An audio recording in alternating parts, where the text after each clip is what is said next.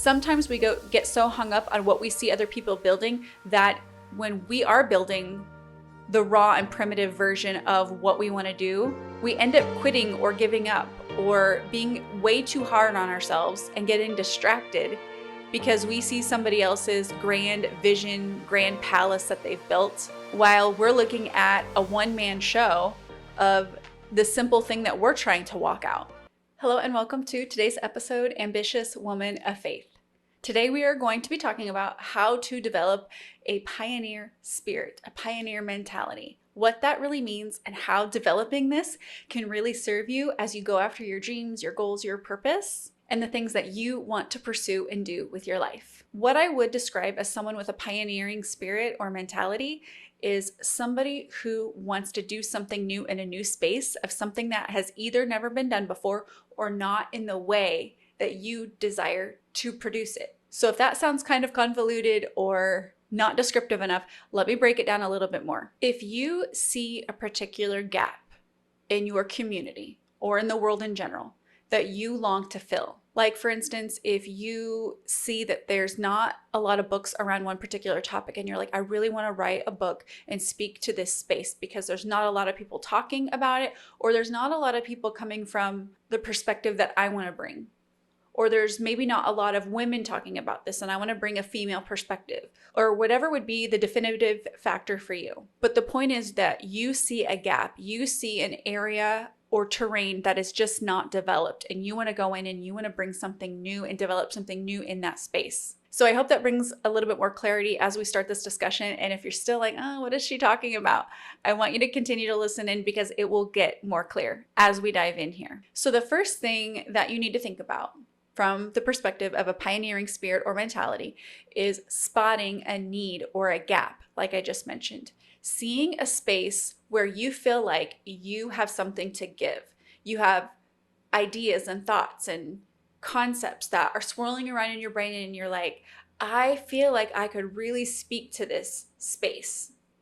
I know for me in developing Called Forth, I felt like there was a need and not a lot of voices being lent to issues that ambitious women of faith in their 30s and 40s go through. I felt like there was a lot of people speaking in the space for a younger generation, women in their 20s and just starting out. But for the ambitious woman who is still coming up against a wall and she feels like she hasn't broke through it, and she feels like, gosh, shouldn't I have it figured out by now? Why is it that I keep coming up against a wall and I still can't figure out what I'm meant to do and what my purpose is?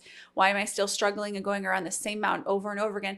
I felt like there wasn't a lot of voices lent to that specific experience. So I developed Called Forth from the space of wanting to fill that gap. So maybe for you, you can start to think about, what is something that you've noticed is a need and you feel like you have a passion for it, an interest in it, and you have something to give in this space? That is the place to start when you are thinking about, how can I develop this pioneer spirit, this pioneer mentality where I start something new and I step into a space that I feel like is underserved or undeveloped. The second thing to keep in mind is, do you have a passion for it? There's a million needs out there. There's a million gaps that you could fill, but where is your specific passion? What are you passionate about? Because you're going to need that passion when you're walking this out and you're not getting the immediate results that you want. And you're walking it out and you're coming against resistance and it's not going to be easy. You're going to need that passion to lean into, and it needs to not be tied to an end result, meaning just like I described how your happiness can't be tied to an end result because you can't control the end destination. You might see this need, you might want to fill it, and you're going to work towards it, but you can't necessarily control whether you have a guaranteed outcome that you originally have in your mind for what it's supposed to look like in the end. You can hope for that, you can cast a vision for that, you can go for that, but in the end, you can't control whether or not it unfolds in the way that you want it to.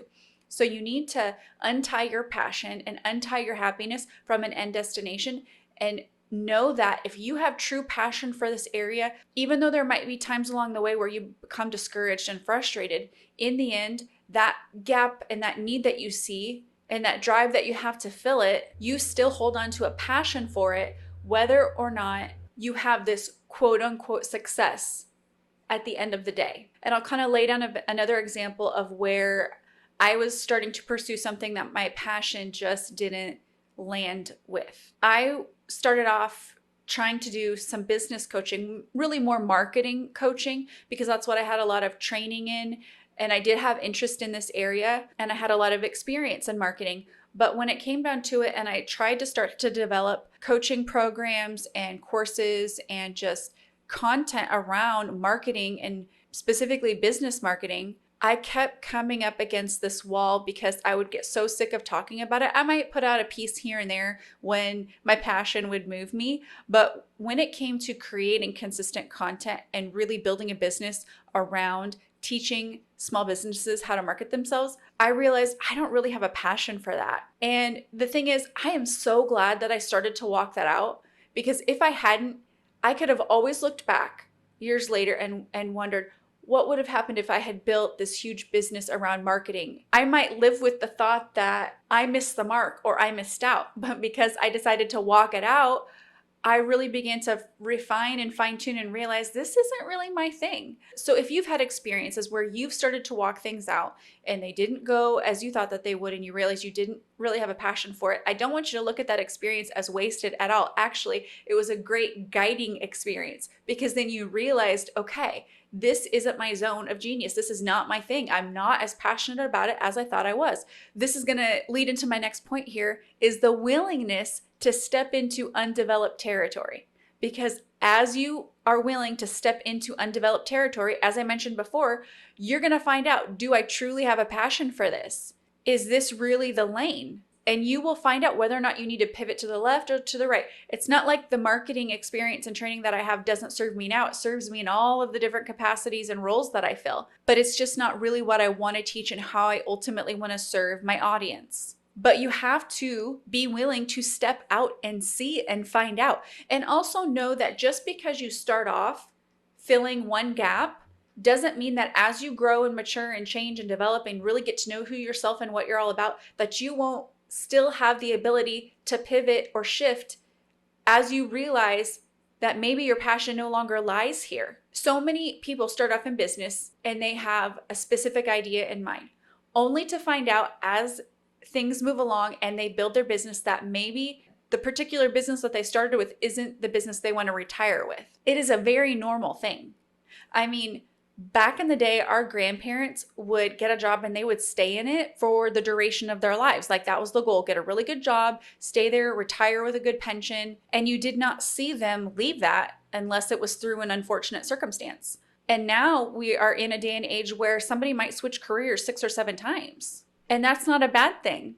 You know, I have children who are interested in multiple things. And one thing I always used to tell my daughter, she was like, I don't know how to decide on what I want to do. And I would say, honey, you can do all of those things in the course of your life. You don't have to only choose one thing and that's the only thing that you have to do. So sometimes we have to get out of our own head a little bit and realize you're allowed to pivot. What you start with doesn't mean that's the thing you have to stick with and stay with forever. And I'm not saying you should jump ship too early and always be bouncing back and forth, because there is a reward for sticking something out and pursuing it and pushing past the resistance.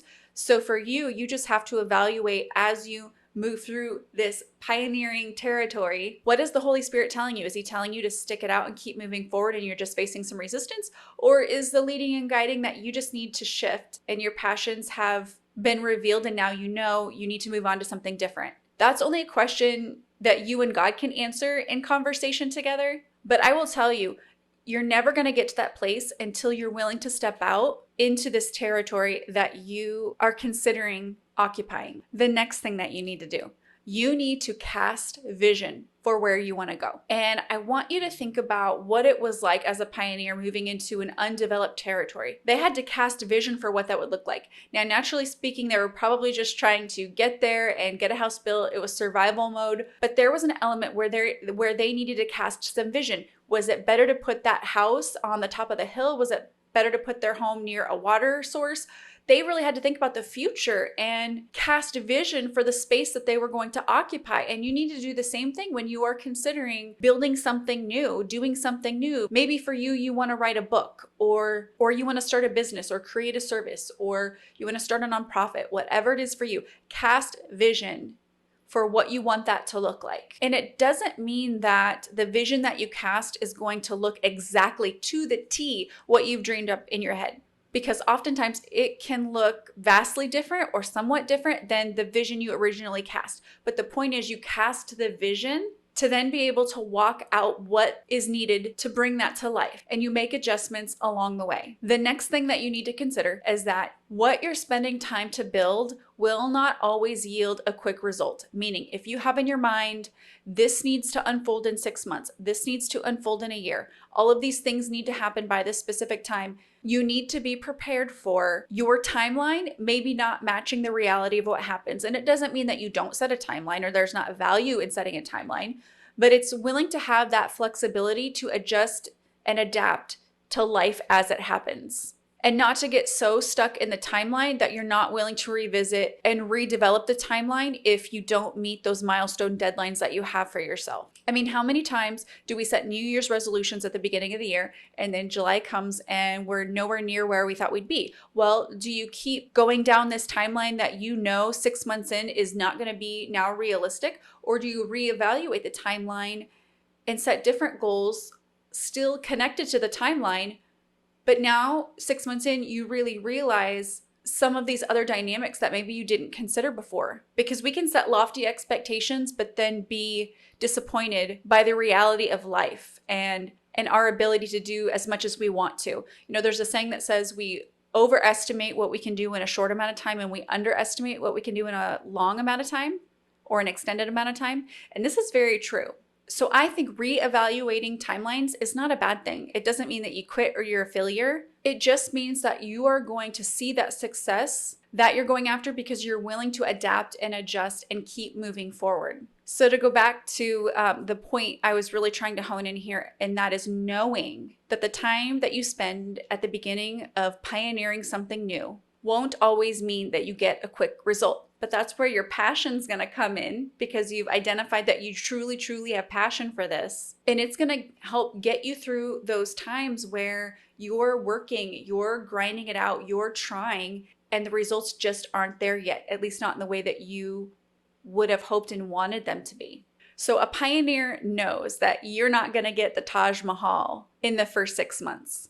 You might get the stick-built version. You might get the raw, the rugged, primitive version of what you're building. And each day and week and month and year that you build, that Taj Mahal is coming closer and closer. But a pioneer knows not to let discouragement allow them to quit just because the end vision feels so far away. Sometimes we get so hung up on what we see other people building that when we are building the raw and primitive version of what we want to do, we end up quitting or giving up or being way too hard on ourselves and getting distracted because we see somebody else's grand vision, grand palace that they've built, while we're looking at a one-man show of the simple thing that we're trying to walk out. So that's why it's so important that you remember pioneers have perspective. A pioneer knows that to build a great city, you have to start with the first building. And the first building is not going to look anything like what the last building will look like, because when you're first starting out and you are a solopreneur, you're starting something out for the first time, and you're a one-man show, you're doing all of the things, it's going to feel like a slow build. But as you grow, as you develop, maybe as you over time develop a team, you're going to get to the phase and the space where you can execute much more quickly and much more effectively. But if you get too caught up in comparing yourself to somebody else, you're not even going to get through the first build, and it's going to take even longer than it normally would have because you're too distracted on comparison. So leave distraction and comparison by the wayside. You don't have time for it. The next thing that I want you to do, and this isn't necessarily next in line in sequence, it's something that you need to be doing throughout, but that is spending time in prayer contending. I know my husband and I have a vision for a media production company, and we are nowhere near the beginning phase of walking that out. We don't have the equipment, we don't have the finances, we don't have the team, we don't have the connections for the talent that we would need to attract in order to walk out a media production company. But what I do have within my hands is the ability to pray and contend, meaning I speak life over that dream and that vision. I pray into that dream and that vision. My husband and I both do. We confer back and forth. We develop what we can. I've identified how I want this media production company to be different than other production companies. I have identified the gap that I feel like is in the market that this media production company can fill. I have casted vision. Like, I'm doing all of these things that I am recommending that you do when you're trying to pioneer a new space. And one of those things is prayer and contending. And sometimes we get focused on the big flashy thing, the actual work and the things that everybody can see.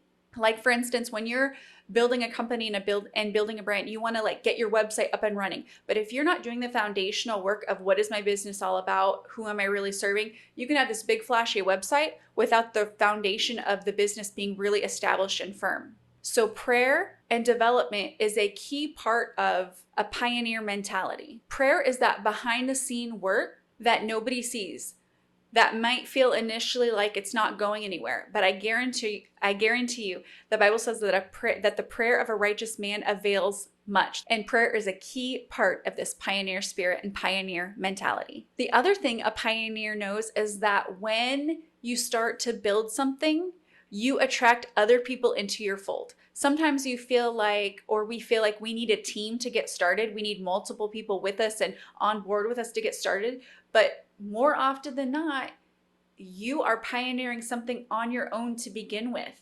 Of course, you have God with you. You're not completely alone. But as far as having a team, you often don't always have a group of people with you. You might have friends that cheer you on, but they're not necessarily involved in the day-to-day work that it's taking to pioneer this undeveloped space that you're going after. But I will tell you something, as you step out to build and grow and develop the area that you want to serve in, you will attract that team to you. I know for me, I serve in a girls' youth mentorship program called Passport to Purpose.